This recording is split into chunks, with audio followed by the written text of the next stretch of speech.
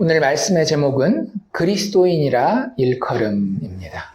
사도행전 11장 전체를 오늘 다 보게 되는데요. 오늘 말씀을 통해서 우리는 그리스도인됨이라고 하는 정체성에 대해서 살펴보기를 원합니다. 이 정체성, 영어로는 identity라고 얘기를 하죠. 정체성은 굉장히 중요한 거예요. 왜냐하면 정체성을 조금 쉬운 말로 푼다라고 한다면 이렇게 얘기할 수 있겠죠. 내가 누군지에 대해서 내가 생각하는 거, 내가 믿고 있는 거를 정체성이라고 이야기를 하는데, 이 정체성에 따라서 우리는 똑같은 환경, 똑같은 조건을 가지고도 전혀 다른 삶을, 아니 아주 반대의 삶을 살 수도 있습니다. 잘 생각해 보세요. 여러분들이 이제 10살 갓 먹은 아이예요. 그런데 지금 가자라고 하는 중동의 팔레스타인 지역에 있으면서 폭탄이 떨어져서 여러분들 눈앞에서 부모님이 죽었어요. 그럼 여러분들의 일생일대의 적은 항상 대적하고 증오하는 대상은 누가 되겠어요? 이스라엘이라고 하는 나라의 사람들 아니겠어요? 하지만 여러분들이 똑같은 10살 소년 혹은 소녀라고 이야기를 해봅시다. 그런데 여러분들 눈앞에서 하마스라고 하는 단체의 사람들이 와서 여러분들 부모를 학살하고 여러분들도 포로로 잡혀갔다가 간신히 풀려났어요. 그럼 여러분들 일생일대의 최고의 대적은 누구겠어요? 하마스라고 하는 단체의 그 사람들 아니겠나요? 똑같은 10살짜리 아이, 중동에서 태어나서 자란 사람이지만 나는 이스라엘 사람이다 혹은 나는 팔레스타인 사람이다 라고 하는 그 정체성이 그 사람을 평생 다른 결정을 하며 다른 인생을 살도록 만든다라고 하는 거예요. 그만큼 정체성이라고 하는 것은 굉장히 중요합니다. 대한민국에서 태어나서 자란 10살짜리 아이는요, 거기서 일어난 그 아이들이 왜 그렇게 행동하고 왜 그렇게 생각하는지에 대해서 전혀 이해하지 못할 거예요. 왜냐하면 자기는 또 자기 나름대로 지금 대한민국에서 태어나서 자라고 가진 환경이 있기 때문에, 미국에서 자란 아이들, 미국에서 자랐다 할지라도 자기를 1세대, 나는 미국인이다 라고 생각하는 아이와 10살까지 초등학교를 다니다가 이제 갓 미국에 온 10살짜리 아이, 1.5세나 1세대라고 생각하는 그 사람은 전혀 또 다른 그런 가치관을 가지고 정체성을 가지고 그의 인생을 살아갈 것이고, 그들의 삶의 모습은 다른 것 때문이 아니라 똑같은 미국 땅에 살아가지만 내가 누구라고 생각하느냐라고 하는 그 정체성 때문에 그의 삶의 모습이 달라질 수밖에 없다라고 하는 사실을 우리가 잘 알고 주변에서 또 내 자신의 삶의 모습에서 보게 됩니다. 똑같은 것이 어디 적용되는가 하면 우리가 예수 믿는 신앙생활 할 때도 적용된다라고 하는 거예요. 그리스도인이란 어떤 존재인가 라고 하는 정체성을 사람들마다 다르게 가질 수 있다라고 하는 거죠. 어떤 사람은 전혀 다른 모습, 나와는 전혀 다른 모습의 그리스도인의 삶을 살아가는데, 그 이유는 뭐겠어요? 그가 생각하는 그리스도인됨은 내가 생각하는 것과는 많이 다르기 때문에 그럴 수 있습니다. 그래서 그리스도인 되는 것이 어떤 것인지 우리가 살펴볼 필요가 있고요. 결론부터 이야기한다라고 한다면 그리스도인 되는 것은 다양한 모습으로 드러날 수 있지만 그 핵심에서는 상당히 많은 공통점을 가지고 있기 때문에 그것이 무엇인지를 우리가 오늘 본문 말씀을 통해서 살펴볼 수 있기를 원해요. 특별히 오늘 이 본문이 성경에서 처음으로 그리스도인이라고 하는 표현이 등장하는 본문입니다. 몇 절에서 나왔는지 혹시 기억하세요? 읽으면서 보니까 26절에 나와 있죠. 안디옥이라고 하는 곳에서 사람들이 예수 믿는 사람들을 가리켜서 그리스도인이라고 부르기 시작합니다. 이게 성경에 처음으로 그리스도인이라는 호칭이 쓰인 거예요. 보셔서 알겠지만 이 그리스도인이라고 우리가 붙인 게 아닙니다. 다른 사람들이 그리스도인이라고 붙인 거고요. 하지만 그 호칭은 안디옥 교회 사람들에게만 제한되지는 않아요. 계속해서 이거 표현들을 보면 우리도 지금 우리 스스로를 뭐라고 불러요? 기독교인, 그리스도인이라고 부르죠. 그리고 이 표현은 사실은 성경에는 딱 3번 나오긴 합니다. 그래서 사도행전에 2번 나오고 베드로서에 1번 나오고 이런 식으로 되는데 어쨌든 이게 우리를 부르는 모습이고 그 그리스도인에 대한 그림을 사실은 11장 전체가 다 보여주고 있다라고 생각하시면 좋을 것 같아요. 성경 전체가 보여주긴 하겠지만 조금 더 좁은 문맥에서 본다라고 한다면 단지 안디옥 교회뿐만 아니라 두 교회의 모습을 통해서 그리스도인의 모습을 잘 그려주고 있습니다. 두 교회란 어디랑 어디를 얘기를 하는 거겠어요? 방금 우리가 얘기했던 안디옥 교회와 또 11장 앞부분에 나와 있던 예루살렘 교회. 이 두 교회가 사실은 사람들에게 알려진 그 당시에 유일한 교회였을 거예요. 물론 사마리아에도 교회가 있었고 가이사랴에도 우리가 10장에서 봤던 것처럼 이제 막 고넬료의 집에서 작은 가정교회가 시작된 것으로 볼 수 있겠지만 그래도 그 지역에 교회가 든든히 서서 공동체로서 예배로 모이고 그들이 이렇게 좀 알려진 것은 예루살렘과 안디옥 교회가 거의 유일했다라고 보시면 될 겁니다. 그 시대에는. 그래서 예수님의 그 사건이 있은 지 한 20-30년 정도 지난 시점이라고 보시면 돼요. 그리고 그 시점에 이 두 교회의 모습을 통해서 거기 모여있는 사람들을 세상의 제3자들은 뭐라고 부르기 시작했는가 하면 그리스도인이라고 부르기 시작했다라고 하는 거예요. 도대체 그 사람들은 어떤 특징을 가지고 있었길래 그 당시에 헬라인, 로마인, 심지어는 유대인과도 구별되는 호칭인 그리스도인이라고 하는 호칭을 받게 되었는지를 오늘 그림을 통해서 살펴볼 텐데요. 2가지 정도로 볼 겁니다. 첫 번째 우리가 본다라고 한다면 그리스도인의 첫 번째 정체성은요, 그들이 가진 지위적인 정체성이 있습니다. 법적인 그들의 내가 누구인지에 대한 정체성이 있는데 이렇게 요약하면 좋을 것 같아요. 복음의 증언을 통해 성령 안에서 회개하며 예수가 하나님의 그리스도심을 믿게 되어 구원받은 사람이라고 하는 생각이 그리스도인들이 가진 정체성입니다. 좀 길고 사실 굉장히 많은 신학적인 것들을 담고 있지만 다시 한번 읽어드릴 테니까 잘 듣고 나에게도 이 정체성이 있는지를 생각해 보시기를 바랍니다. 그리스도인의 정체성 첫 번째는 뭐다? 그리스도인이란 복음의 증언을 통해 내가 그냥 상상하고 생각한 게 아니에요. 증인이 있었던 거예요. 복음의 증언을 통해서 성령 안에서 그렇다고 내가 뭔가를 들었기 때문에 내 능력으로 내가 결단한 것도 아닙니다. 물론 내가 결단하긴 하지만 그 결단의 근저에 오히려 누가 있다라는 거예요? 하나님의 영이신 성령이 계시다라는 거예요. 그래서 복음의 증언을 통해 성령 안에서 우리에게 제일 먼저 일어나는 일은 무엇인가 하면 회개한다라는 거예요. 회개하고 그 회개의 결과로 구원자를 찾는데 그 구원자가 누구죠? 예수가 하나님의 그리스도, 하나님의 구원자, 하나님의 심판자 되심을 믿어서 이미 나는 어떻게 된 거예요? 구원을 받은 사람이라는 거예요. 내가 앞으로 더 잘 믿고 더 잘 종교적인 행동을 해서 구원을 받을 사람이 아니라 예수 믿는 사람들은 그리스도인이라고 하는 존재들은 구원 받은 사람입니다. 그럼 제가 다시 한번 읽어드릴 테니까 잘 정리를 해보실 수 있기를 바라요. 그리스도인은 누구다? 복음의 증언을 통해서 성령 안에서 회개하며 예수가 하나님의 그리스도 되심을 믿게 되어서 구원받은 사람이 바로 우리가 가진 정체성이라고 하는 거죠. 우리가 가진 지위, 우리가 가진 법적 정체성이 바로 이것입니다. 제가 만들어낸 게 아니라 그냥 단지 신학책 보고 정리한 것이 아니라 오늘 우리가 본 사도행전 11장의 두 교회의 모습을 보면 이 두 교회는 사실은 굉장히 많이 다른 교회잖아요. 지리적으로도 유대 지방에 있었던 교회이고 또 저 이방 지방에 있었던 교회고 실질적으로 그들을 구성하는 인적인 구성 요소도 예루살렘 교회는 누구 중심이겠어요? 유대인들 중심이겠죠. 아마 이방인들이 없었다라고 봐도 과언이 아닐 거예요.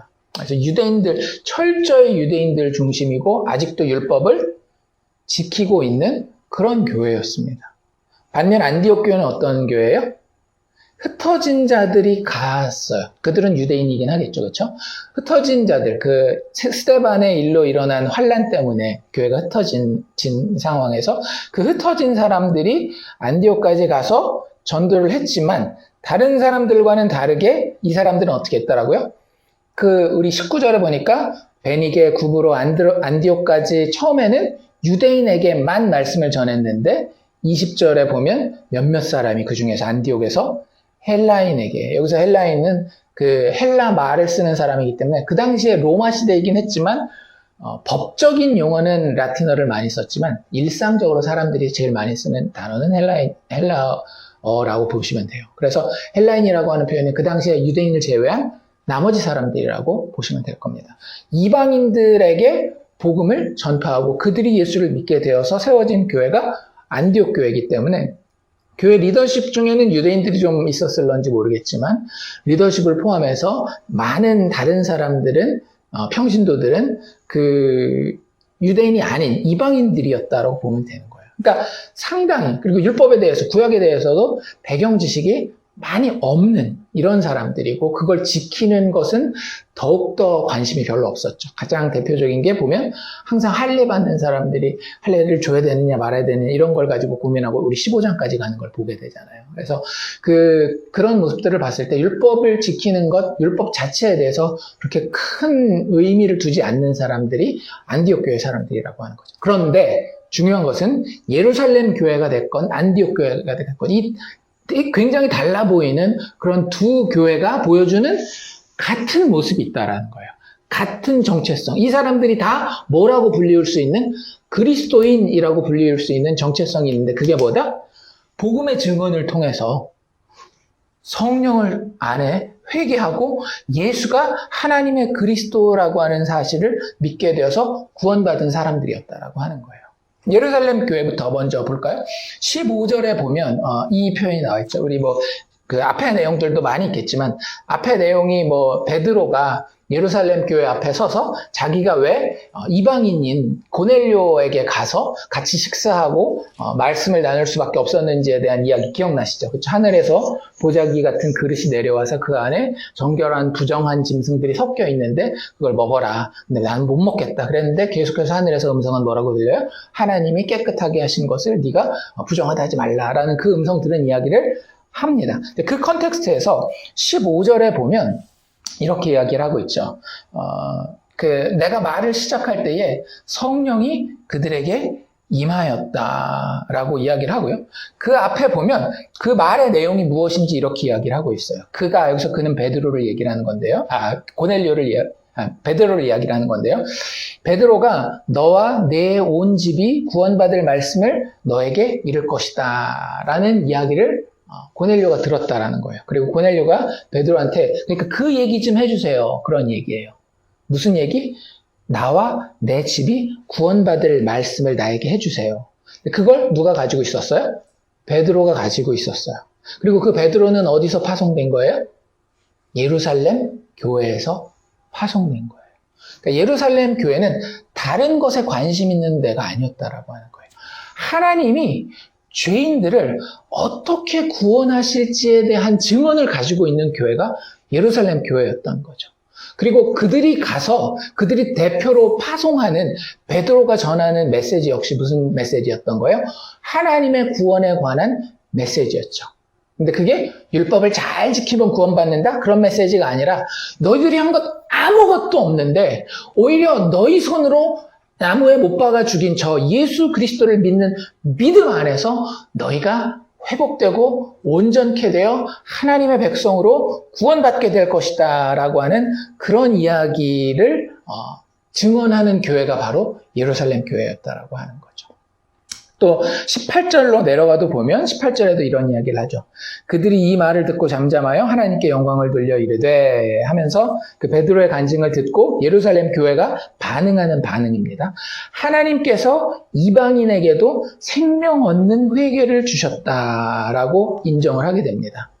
하나님이 하시는 일이, 하나님이 예수 그리스도 안에서 하시는 일이 죄인들에게 생명을 얻는 회개를 주시는구나. 예수를 믿게 하시는구나 라고 하는 것을 베드로의 사역과 그 가운데 드러난 성령의 증거를 통해서 그들이 마음으로 받아들이고 있다라고 하는 거예요.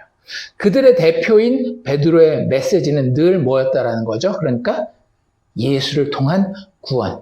이게 그들을 결정짓는 아주 중요한 것들이었다라고 하는 거예요. 다른 여러 가지 중요한 것들이 있어 보여도 그 앞에 뭐가 서면 예수 구원 얘기를 하면 아, 그렇지 라고 고개를 숙이는 예수 그리스도를 통한 그 복음의 메시지에만 집중하고 그 앞에 겸손한 사람들이 예루살렘 교회 사람들이었다라고 하는 거죠.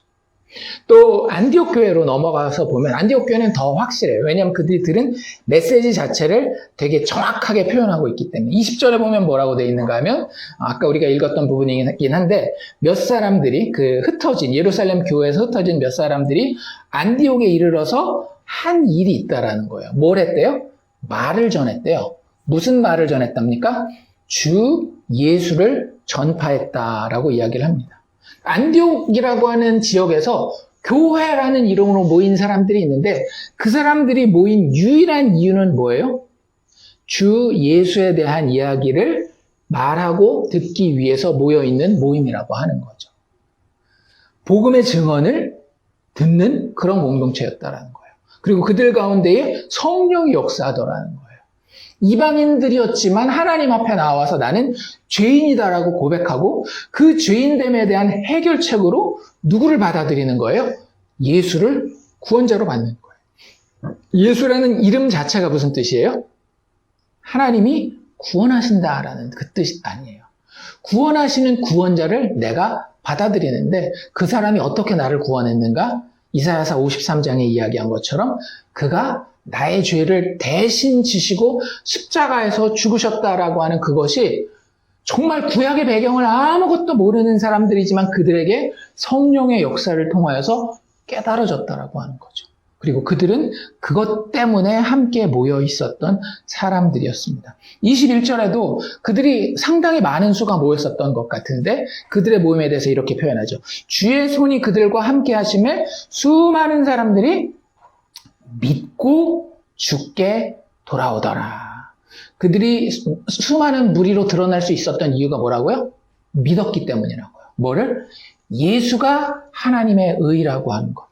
나의 의는 아무것도 아니며 하나님께서 나를 준비해 주신 예수라고 하는 의, 나를 위해 죽으시고 다시 살아나신 그분의 의가 나의 유일한 소망이 된다라고 하는 것 때문에 그렇게 사람들이 모여들고 주님께 돌아왔다라고 이야기를 하는 거예요. 다른 데로 돌아갔다라, 그러니까 그 사람들이 진리를 깨달아서 그것을 토론하기 위해서 모였다. 그런 얘기 하지 않고요. 예수께로 돌아왔다. 예수께 붙은 사람들이 되었다라고 지금 이야기를 하는 겁니다. 23절에도 바나바가 가서 그들 공동체를 튼튼히 세우면서 그들에게 이렇게 이야기를 하죠. 그가 이르러 하나님의 은혜를 받다라는 그 일 이루어진 게 다 누구 때문이다? 그 사람들이 혹은 거기서 사역한 사람들이 효율적이고 잘 결단했기 때문이 아니라 그 모든 일은 다 무엇 때문에 일어난 것이라는 걸 바나바는 알고 있는 거예요. 하나님의 은혜 때문에 일어난 것이다 라고 하는 것을 알고 그 하나님의 은혜를 보고 기뻐하면서 모든 사람에게 권한 말이 뭐예요?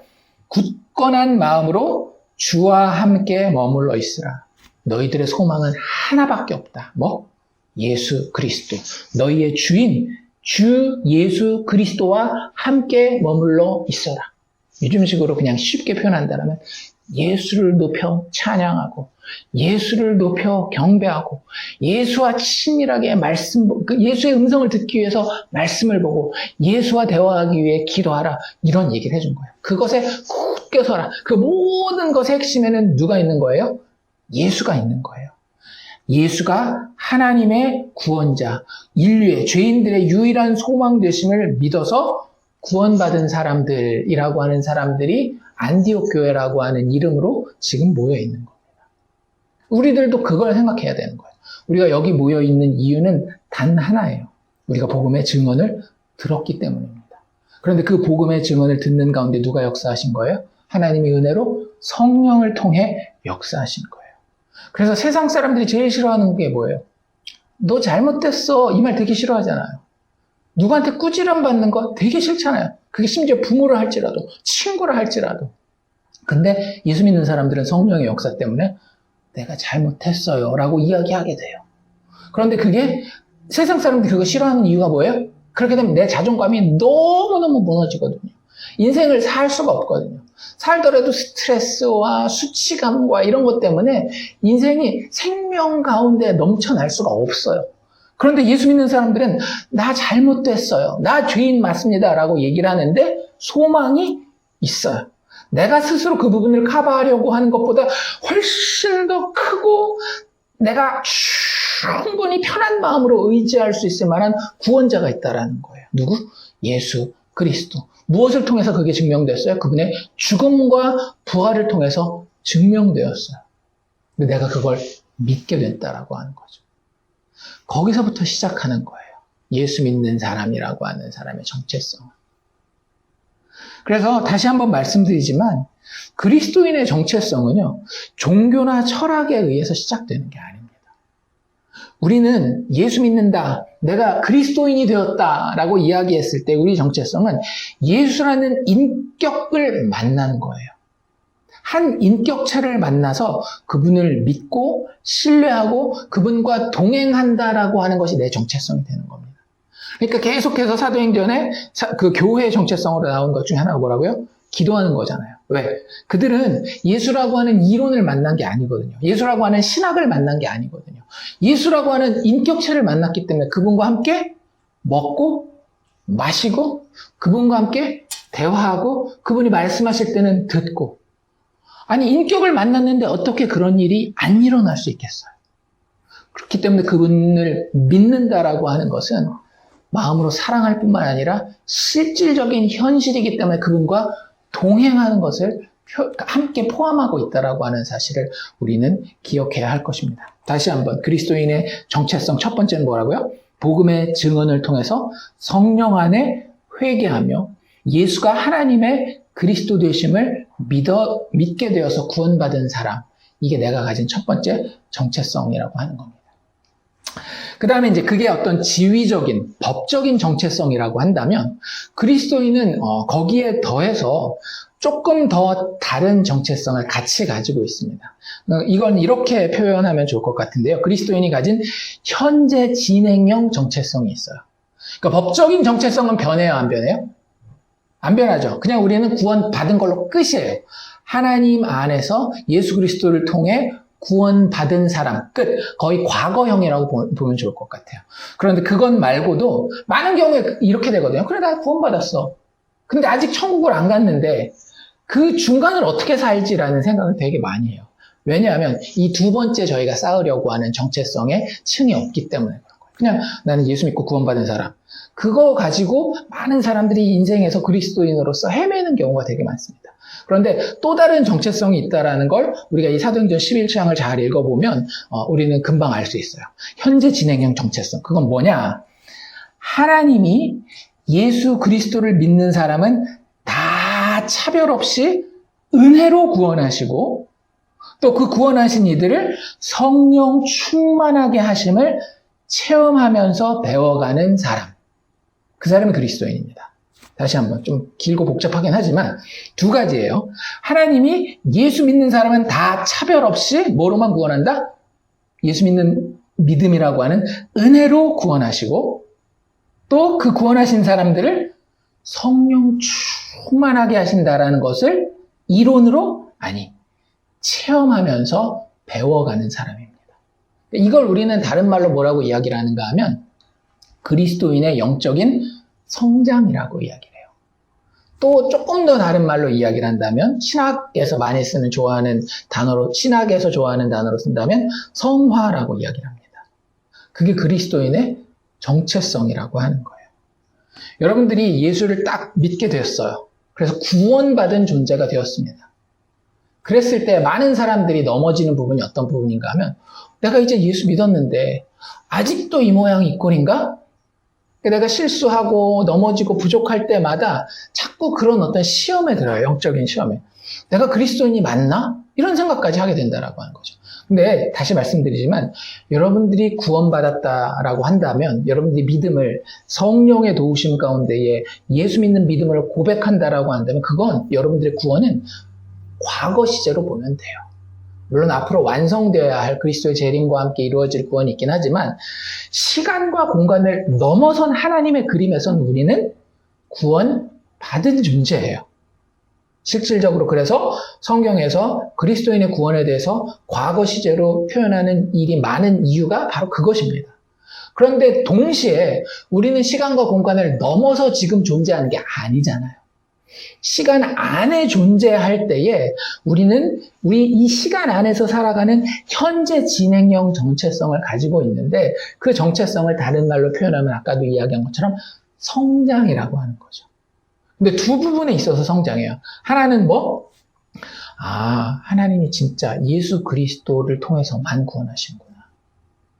내가 어떤 노력하고 내가 뭔가를 보탰기 때문에 구원하시는 게 아니라 진짜 나에게 아무것도 없어도 하나님이 예수의 의를 그대로 100% 만족스럽게 받으셔서 은혜로만 죄인들을 구원하시는구나 라고 하는 것을 계속 더 깨달아가게 되는 게 그리스도인이라고 하는 거예요.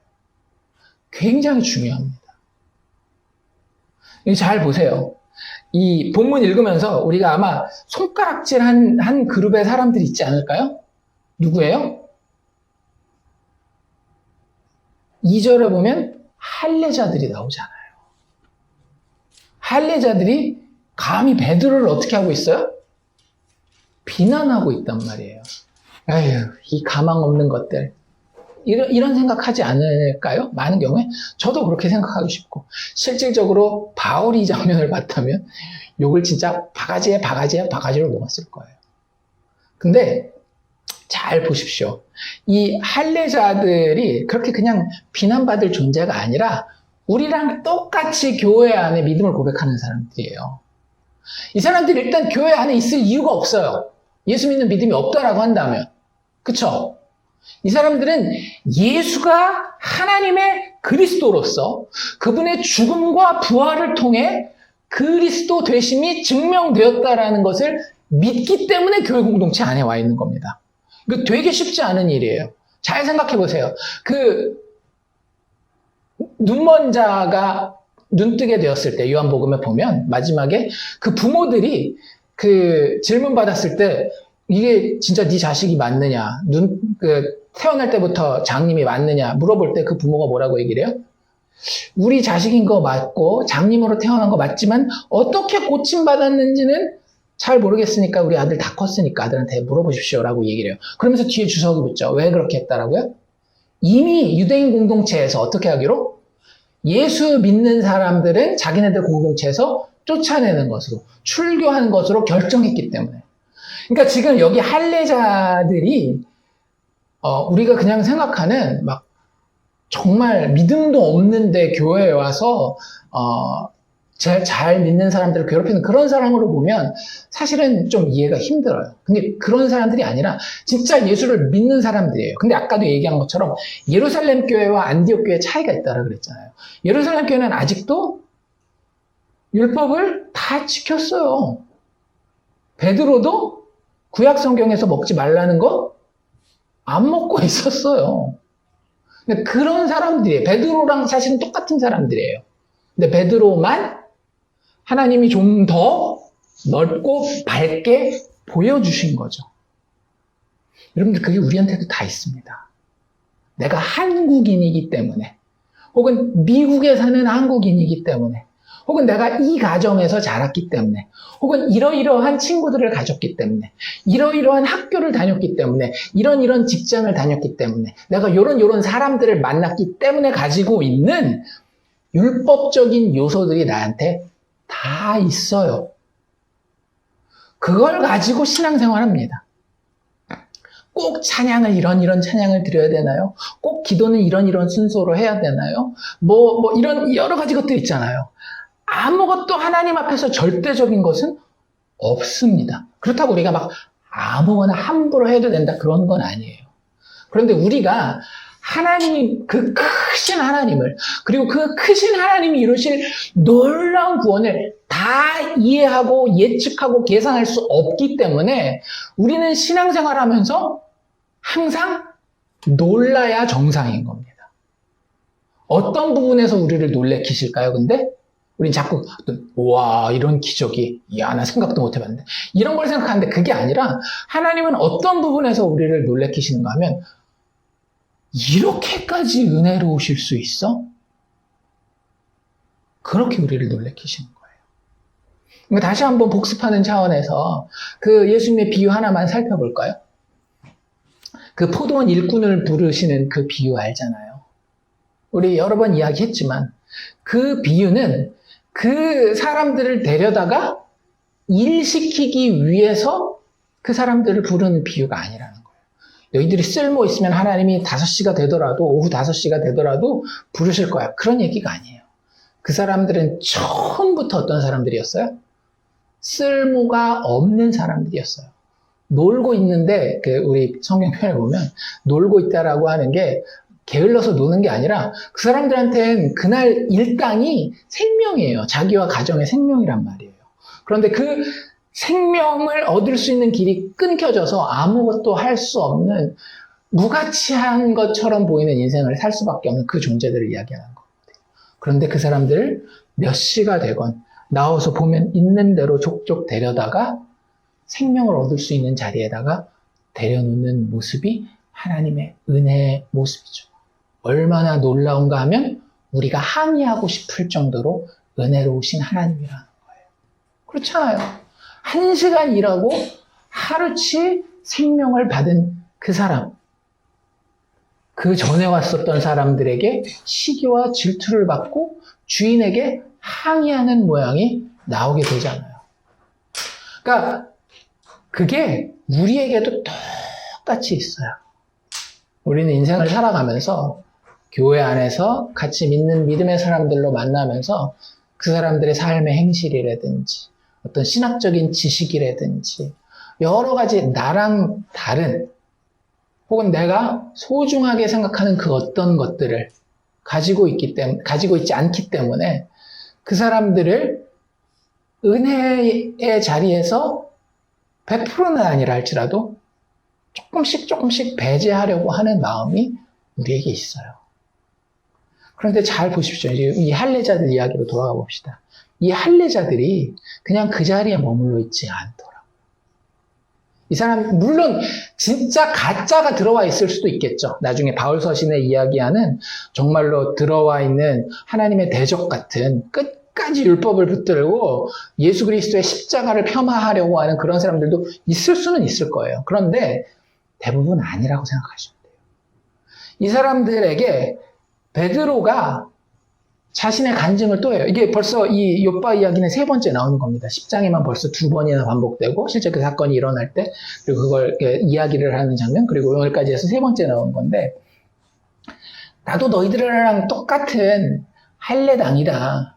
그래서 심지어는 하늘에서 계시가 내려와서 환상을 보여주셨는데도 내가 내 고집 가지고 그거 지키고 있었다. 3번 보자기 다 올라갈 때까지도 하나님이 깨끗하게 한 걸 네가 부정하다라고 이야기하지 말라라고 했는데도 내가 인정 안 하고 올려보냈다. 근데 하나님 끝까지 나에게 하나님이 어떻게 은혜를 베푸시는지 그 증거를 보여주시더라. 그쪽에서도 환상을 보고 나를 찾아오고 내가 가서 예수 그리스도 복음을 이야기하는데 우리가 경험했던 그 예수 경험이 그들에게도 똑같이 일어나더라. 내가 어떻게 이것을 막을 수 있겠느냐라고 이야기를 합니다.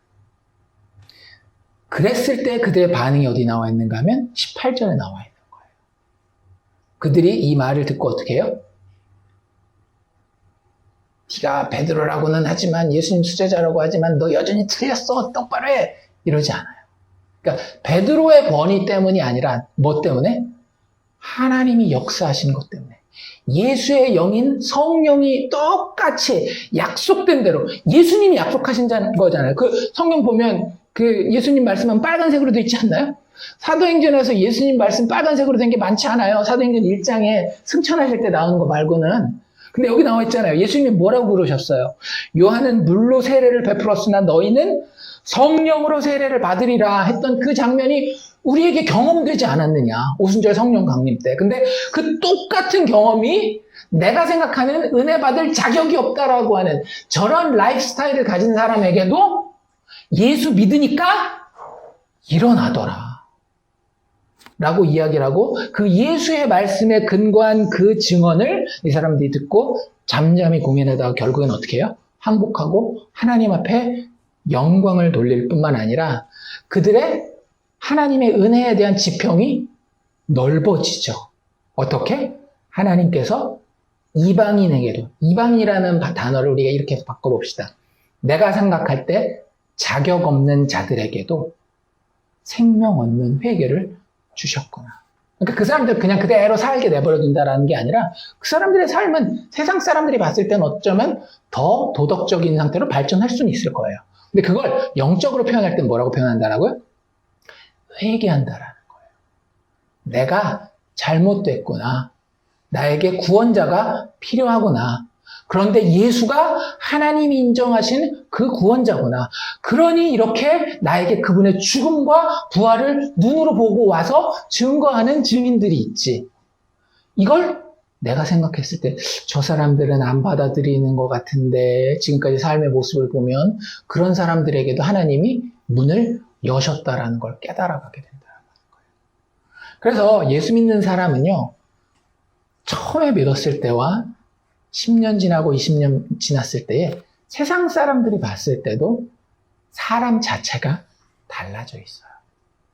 예수 믿었을 때 이렇게 딱 날이 서 있었던 사람들이 나중에 보면 훨씬 더 자비롭고 자애로운 사람으로 변해 있기가 쉽습니다.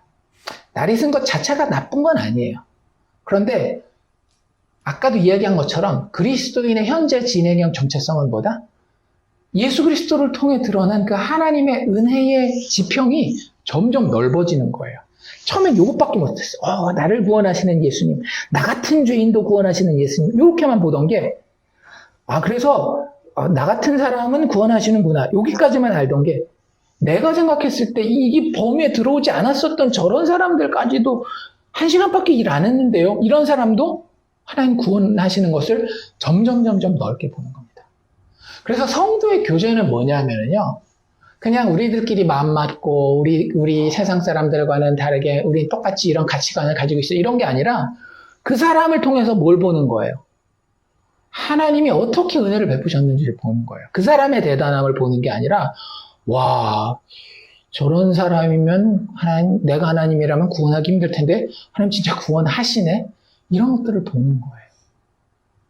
그렇기 때문에 그 사람이 실수하고 넘어지고 잘못됐을 때 어떻게 할 수 있는 거예요? 지적할 수 있는 거예요. 왜? 내가 지적하더라도 그 사람 절대 하나님 안에서 떨어져 나가지 않을 걸 알기 때문에. 동시에 그 사람이 넘어지고 실수했을 때 지적만 하는 게 아니라 여전히 인정하고 받아줄 수 있는 거예요. 왜? 하나님이 은혜를 그렇게 베푸시기로 작정했는데 하나님이 다 다루시겠지. 그러니까 양보하는 것도 아니고요. 내 고집을 막 피우는 것도 아니에요. 지평이 넓어지면서 하나님이 더 크게 내 안에 역사하시게 되는 겁니다. 이 안디옥 교회는 어땠겠어요? 안디옥 교회는 오죽이나 이걸 더 잘 이해했겠어요? 자기들 자체가 뭐예요? 이방인들이잖아요. 자기들을 가르쳐준 사람들이 누구예요? 유대인들이란 말이에요. 그들이 맨날 얘기하는 그런 거 자기 알지도 못해요. 아브라함 얘기하면 누구지? 모세 하면은 신약이야, 구약이야, 뭐 이럴 수도 있는 그런 사람들인데도 하나님 자기들을 받아주셨다라고 하는 거예요. 그들은 여전히 우상 제물에서 나오는 그 제물들을 먹고 있었을런지 몰라요. 많은 이방인들은. 유대인들은 그런 자리에서 거룩하게 희생을 당하더라도 유대인 그리스도인들은 안 먹고 막 손해를 당하고 순교하고 막 이런, 나는 뭐지? 근데 나도 받아주셨어? 야, 이거 참 놀랍구나. 그러니까 나도 영적으로 성장하고 내가 원하는 어떤 삶의 모습이 있긴 하지만 그게 안 되더라도 나를 받아주시네. 이게 안디옥 교회는 늘 가득했어요. 그리고 그들을 이끌고 있었던 리더가 누구예요? 보면 초기에 여러 다른 말씀을 처음 전한 사람도 있겠지만 어느 정도 자리 잡기 시작하면서부터 그들을 이끌고 갔던 리더는 바나바였거든요. 예루살렘 교회에서 파송한 바나바. 근데 그 바나바는 어떤 사람이라고 나와 있습니까?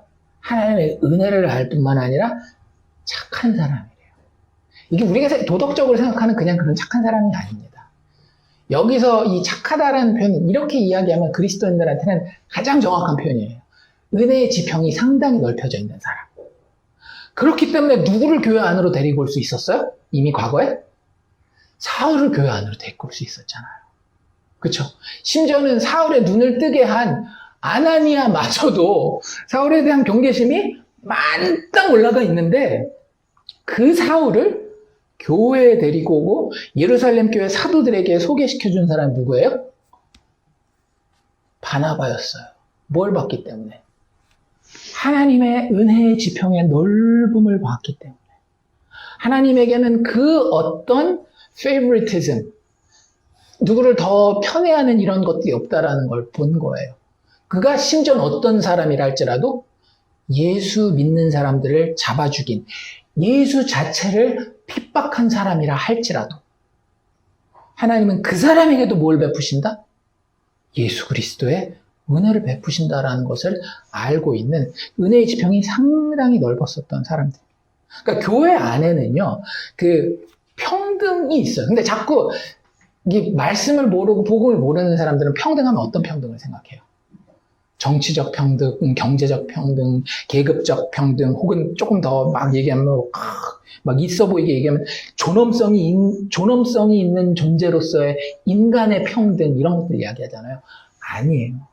교회 안에서의 평등은 어떤 평등인가 하면 다 아무 쓸모없는, 아니 너무나 사악한 죄인이라고 하는 죄인으로서의 평등만 있는 겁니다. 그런데 하나님은 그 사람들을 구원하고자 할 때 가린다 안 가린다? 안 가리시는 거예요. 그들 다 예수의 은혜만 보고 예수의 피만 보고 예수의 희생만 보고 하나님이 구원하길 기뻐하시는 자는 다 가리지 않고 구원하시는 거. 그 은혜에 대한 지평이 상당히 넓어서 착하다라는 평가를 들었었던 사람이 바나바였던 거예요. 그 사람한테 배워요. 게다가 바나바는 그런 어떤 우리가 눈으로 오는 겉의 성품뿐만 아니라 실질적인 영성 자체 같아요. 성령과 믿음이 충만한 사람이었다라고 하는 거예요.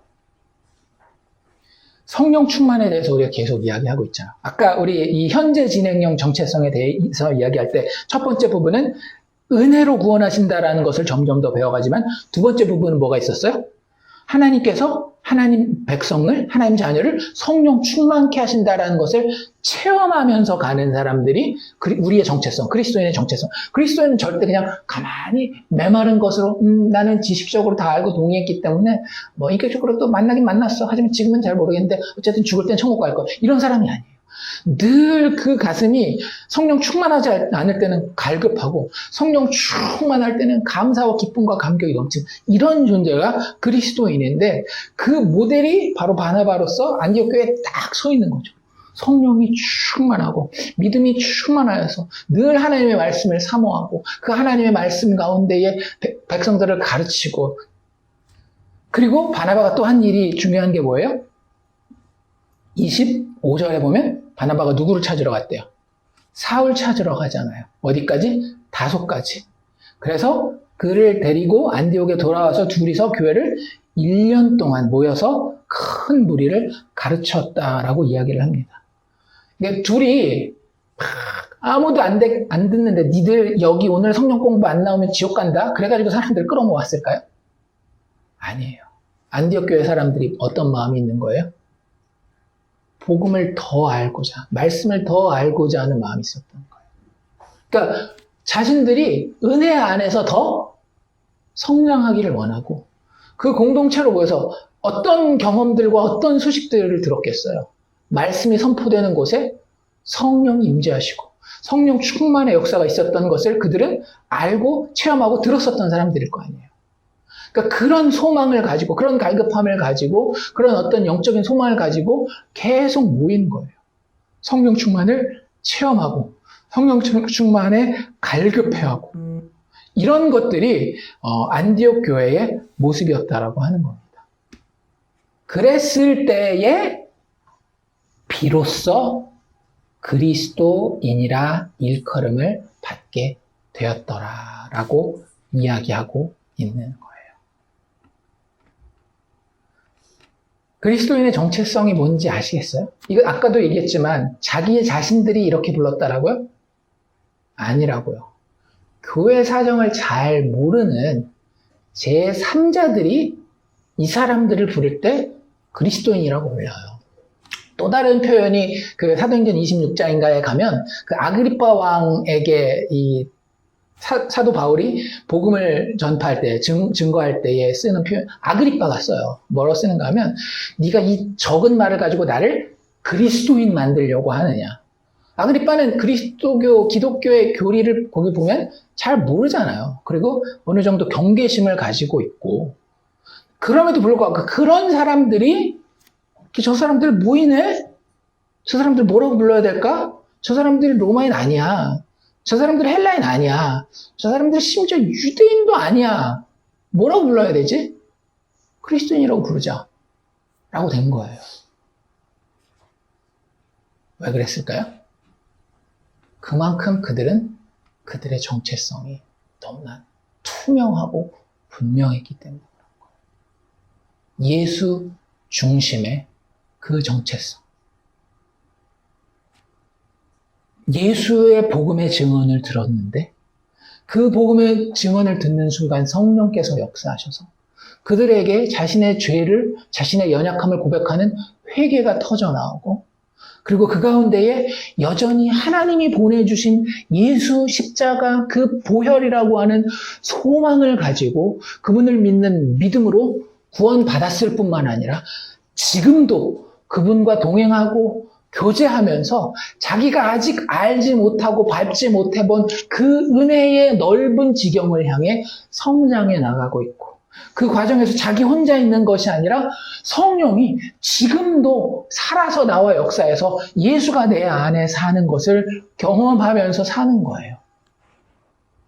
그러니까 맨날 가보면 뭐 예수의 살을 먹는다, 예수의 피를 먹는다 얘기를 하고 무슨 얘기를 하면 예수가 다시 살아나셨다. 그분이 우리의 소망이고 그분이 우리의 구원자이고 그분이 우리의 주인이고 그분이 우리의 구세주이다 이렇게 얘기를 하는 거예요. 다른 사람들은 다 뭐라고 얘기를 하는데 다 뭐라고 얘기를 하는가 하면 저 로마 시저가 황제가 나의 주인이다 라고 고백하는데 이 사람들은 오직 모여서 예수가 나의 주인입니다 라고 이야기를 하고 있는 거예요. 다 지들끼리 모여서 형제라고 부르고 자매라고 부르고 그리고 지들끼리 결혼하고 뭐 굉장히 부도덕한 사람들 아니야? 예수의 살과 피를 먹으니까 뭐 식인하는 사람들 아니야? 그런 오해를 받으면서도 모든 사람들이 알아볼 수 있는 건 딱 하나였던 거예요. 저 사람들 예수라고 하는 공통점을 가지고 모여있는 사람들이라고 하는 거예요. 예루살렘 교회가 되었건 안디옥 교회가 되었건 지금 우리 주님의 교회가 되었건 정말로 우리가 그리스도인이라고 부른다라고 한다면 내가 주장해서가 아니라 내 안에 실제 이런 정체성이 있고 이 정체성을 가지고 살아가고 이 정체성을 가지고 공동체를 이루기 때문에 나를 잘 모르는 사람도 나를 뭐라고 부르는 거예요? 너는 그리스도의 사람이구나. 되게 넌 그리스도의 종이구나 이런 걸 몰라도 넌 예수밖에 모르는 놈이구나. 이런 얘기를 듣는 게 바로 그리스도인이었다라고 하는 겁니다. 그 정체성은 우리의 삶을 굉장히 많이 다르게 만들 거예요. 아까 얘기했던 어떤 바나바의 그런 성품 같은 것도 우리 안에 만들어낼 수 있고요. 또 우리가 살아가는 삶의 형편에서 그 형편들을 어떻게 다루고 거기에 어떻게 반응하느냐도 세상 사람들과는 다른 내가 나 혼자의 능력으로만 섰을 때와는 전혀 다른 그런 반응들을 우리 안에 만들어낼 것이라고 하는 거죠. 우리는 어떤 존재이기 때문에 예수 믿는 믿음으로 구원받아서 성령의 충만함을 지금도 체험하며 하나님 은혜 가운데 계속 자라가는 사람들이기 때문에 꼭 기억하시기를 바랍니다. 나는 누구인가? 나는 그리스도인이다. 예수 믿는 믿음으로 구원받았고 지금도 그분의 영이신 성령의 충만함을 체험하고 또 갈망하며 그 하나님의 구원의 은혜 가운데에 날마다 자라가고 있는 존재다라고 하는 그 정체성을 가지시기를 바랍니다. 그래서 사도 바울은 디모데후서에서 이렇게 이야기를 하고 있어요. 하나님이 우리를 구원하사 거룩하신 소명으로 부르심은 우리의 행위대로 하심이 아니요 오직 자기의 뜻과 영원 전부터 그리스도 예수 안에서 우리에게 주신 은혜대로 하십니다. 하나님이 우리를 은혜로 부르셔서 구원받은 자 되게 하셨고요. 앞으로 우리가 살아가는 동안도 그 은혜를 더 깊고 더 넓게 알아가도록 우리의 인생을 이끌어 가실 줄로 믿습니다. 예수 안에서 우리가 이런 존재임을 반드시 기억하고 우리에게 주어진 삶을 감사와 감격 그리고 또 기쁨과 평안 가운데 살아갈 수 있기를 주의 이름으로 축원합니다.